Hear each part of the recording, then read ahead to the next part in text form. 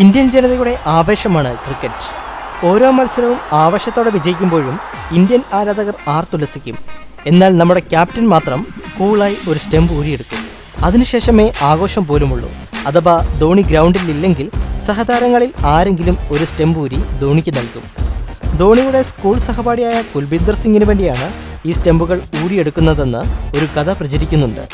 Football പ്രേമിയായിരുന്ന ധോണിയെ ക്രിക്കറ്റിലേക്ക് കൊണ്ടുവന്നത് കുൽബീന്ദർ ആയിരുന്നു.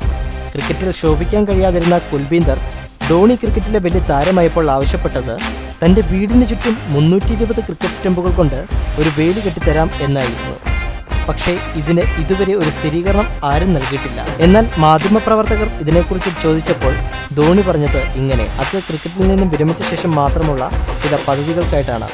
എന്നാൽ ഓരോ സ്റ്റെമ്പും ഏതൊക്കെ മത്സര വിജയത്തിൻ്റെതാണെന്ന് രേഖപ്പെടുത്താൻ വിട്ടുപോയി. വിരമിച്ചതിന് ശേഷം എല്ലാ മത്സരങ്ങളുടെയും വീഡിയോ കണ്ട് അതിലെ സ്പോൺസർ ലോഗോയിലൂടെ ഓരോ വിജയ സ്റ്റെമ്പും തിരിച്ചറിയാനാകുമെന്ന് കരുതുന്നു. അപ്പോൾ അവ രേഖപ്പെടുത്തി വയ്ക്കാനും സാധിക്കുമെന്ന് ധോണി പറഞ്ഞു.